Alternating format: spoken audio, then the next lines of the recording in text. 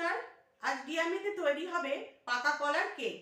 দেখুন কিভাবে সহজ করে আমি কিভাবে পাকা কলার কেক তৈরি করি।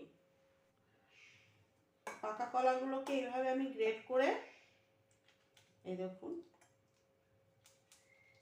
একটু ডলা ডলা থাকবে না। এইভাবে যদি গ্রেট করে নেওয়া হয় তাহলে কলাগুলো ভালোভাবে মাখা হয়ে যাবে।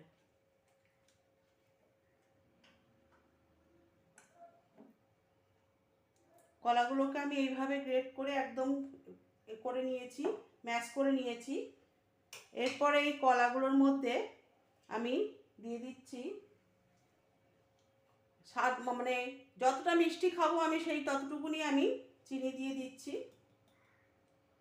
চিনি গুঁড়ো করে রেখেছিলাম, সেই চিনিটা দিয়ে দিলাম। 1 কাপ মতো চিনি গুঁড়ো আমি দিয়ে দিলাম।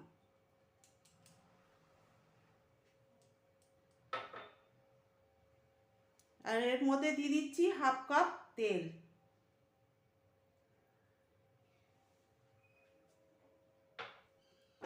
দিয়ে এটাকে ভালো করে, চিনিটা একদম তেলের সঙ্গে গলে যাবে সেইভাবে আমি এটাকে নেড়ে নিচ্ছি।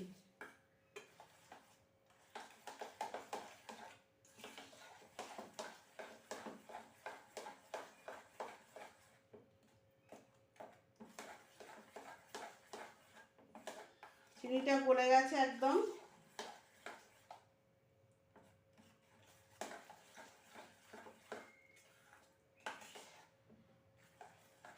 পাকা কলার কেক খেতে অনেকটা বাপুজি কেকের মতো স্বাদ হয়। এবার এর মধ্যে আমি দিয়ে দেবো ময়দা। দিয়ে দিচ্ছি 1 কাপ ময়দা।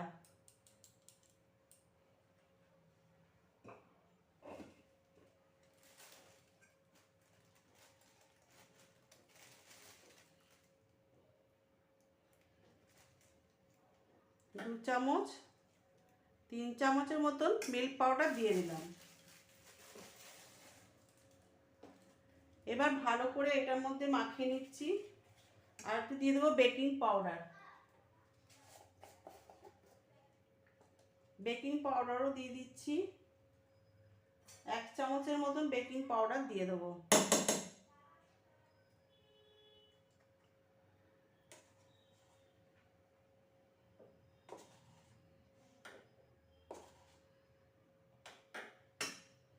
এবার সব মিশ্রণগুলোকে ভালো করে গুলে নেব।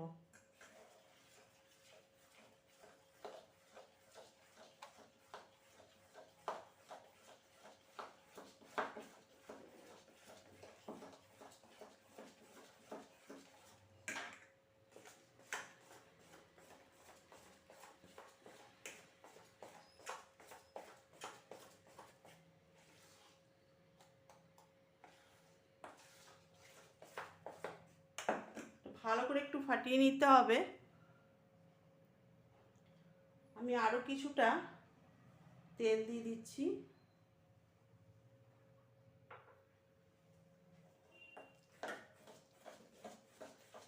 আমি কোনো এসেন্স কিছু দিলাম না এর মধ্যে।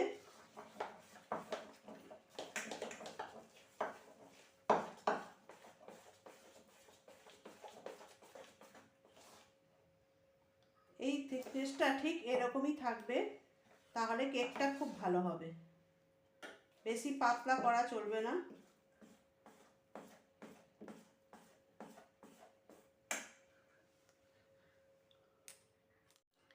এবার এই বাটিটার মধ্যে আমি কেক তৈরি করব।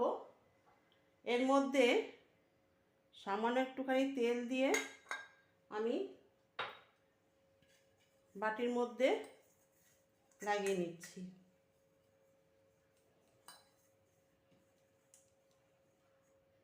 দিয়ে এর মধ্যে একটুখানি ময়দা ছড়িয়ে এইভাবে যদি কোট করে নেওয়া যায় তাহলে কেকটা খুব ভালোভাবে উঠে যাবে।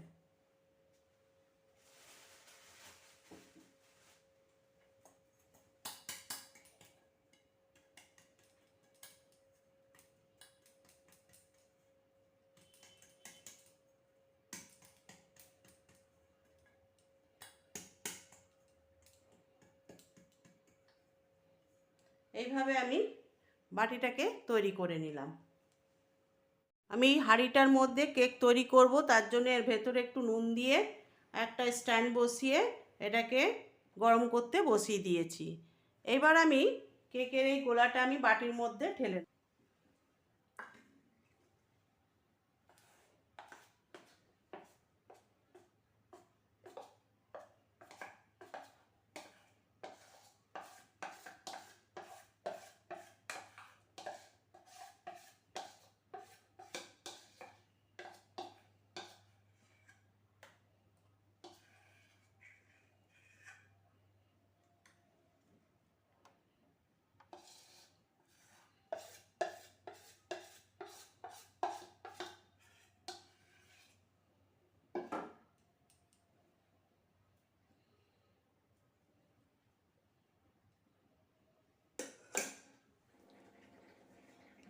কেকের এই গোলাটা আমি বাটির মধ্যে ঢেলে নিয়েছি। এবার খানিকটা একটু ট্যাপ করে নিয়ে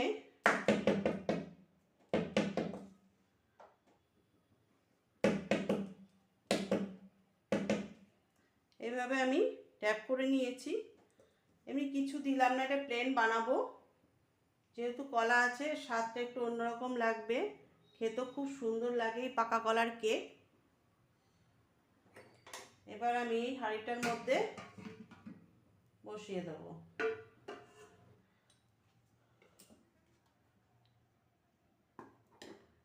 এর মধ্যে বসিয়ে দিয়ে এটাকে আধা ঘন্টা ঢাকা দিয়ে রেখে দেবো।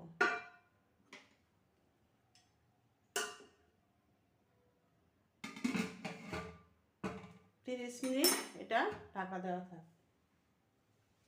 এটা জোরে কিছু একটা ভারী জিনিস দিয়ে দিলে ভালোভাবে চাপা হয়ে থাকবে। এটাকে আমি আধা ঘন্টার অপেক্ষা করব কেকটা হওয়ার জন্য। 30 মিনিট পর আমি এটাকে দেখে নেব এটা কিরম হয়েছে। এই দেখুন কি সুন্দরভাবে ওপরের কালারটাও কি সুন্দর এসে গেছে, আর কেকটাও কি সুন্দর হয়েছে। এবার এটাকে আমি একটা ছুরি দিয়ে দেখে নেব যাতে ছুরিটার গায়ে কিছু যেন না লাগে, তাহলে বুঝবো এটা হয়ে গেছে। এই দেখুন কিচ্ছু লাগেনি।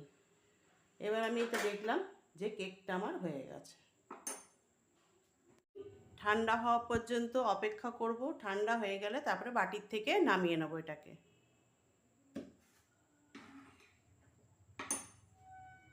এই দেখুন কি সুন্দর পাকা কলার এই কেকটা হয়েছে। এই কলার কেকটা ভালো লাগলে একটা লাইক করবেন, শেয়ার করবেন এবং বাড়িতে বানিয়ে দেখবেন পাকা কলা দিয়ে কিভাবে সুন্দর একটা কেক তৈরি হয়ে যায়।